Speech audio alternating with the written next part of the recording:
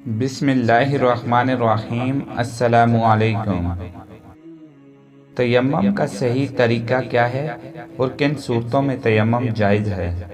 Video شروع کرنے سے پہلے ہمارے چینل کو سبسکرائب کر کے بیل کے نشان کو دبا دیں تاکہ ہماری ہر آنے والے ویڈیو کا نوٹیفیکیشن آپ کو ملتا رہے۔ جب آدمی تیمم کرنے کا ارادہ کرے تو اول نیت کرے کہ میں ناپاکی کو دور کرنے اور نماز پڑھنے کے لیے تیمم کرتا ہوں۔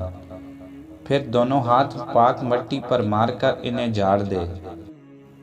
زیادہ مٹی لگ جائے تو منہ سے پھونک دے اور دونوں ہاتھوں کو منہ پر اس طرح پھیرے کہ کوئی جگہ باقی نہ رہے۔ ایک بال برابر بھی جگہ چھوٹ جائے گی تو تیمم جائز نہ ہوگا۔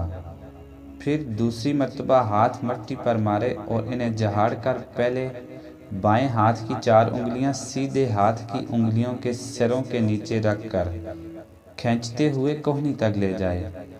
پھر بائیں ہاتھ کی ہتھیلی سیدھے ہاتھ کے اوپر کی طرف کوہنی سے انگلیوں کی طرف کھینچتے ہوئے لائے اور بائیں ہاتھ کے انگوٹھے کے اندر کی جانب کو سیدھا کر کے ہاتھ کے انگوٹھے کی پشت پر پھیرے۔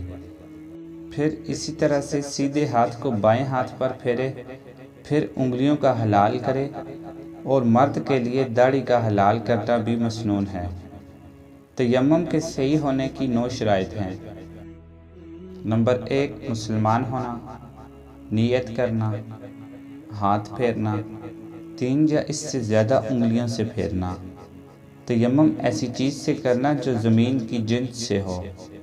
مذکورہ اشیاء کا مطہر پاک کرنے والا ہونا، پانی کا مفقود ہونا، حیض، نکاس اور خرت سے خالی وقت میں تیمم کرنا۔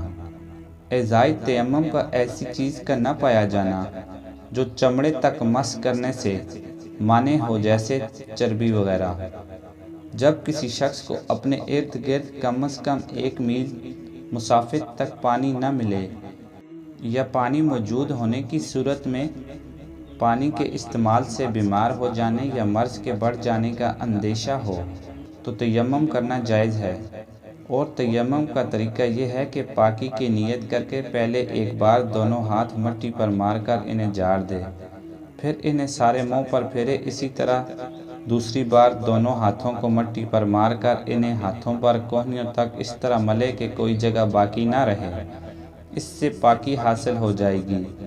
نیز وضو اور غسل دونوں صورتوں میں پانی نہ ملنے یا استعمال پر قادر نہ ہونے کی بنا پر تیمم کا یہی طریقہ ہے۔ حضرت عمران رضی اللہ عنہ سے روایت ہے کہ ہم سفر میں رسول اللہ صلی اللہ علیہ وسلم کے ساتھ تھے۔ آپ صلی اللہ علیہ وسلم نے لوگوں کو نماز پڑھائی۔ جب آپ صلی اللہ علیہ وسلم نماز سے فارغ ہو کر اٹھے تو آپ صلی اللہ علیہ وسلم نے دیکھا کہ ایک شخص ایک طرف علیحدہ کھڑے ہیں اور انہوں نے لوگوں کے ساتھ نماز نہیں پڑھی۔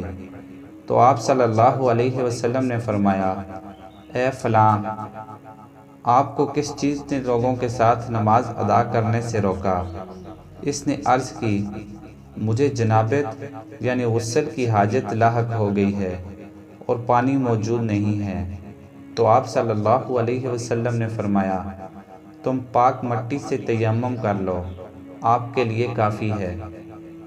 یہ بات محفوظ رہے گی کہ اگر کوئی شخص بیمار ہو اور غسل کرنے کے باعث جان جانے یا کسی عضو کے تلف ہونے یا مرض کے بڑھ جانے کا خوف ہو تو ایسی صورت میں تیمم کرنے کی اجازت ہوگی۔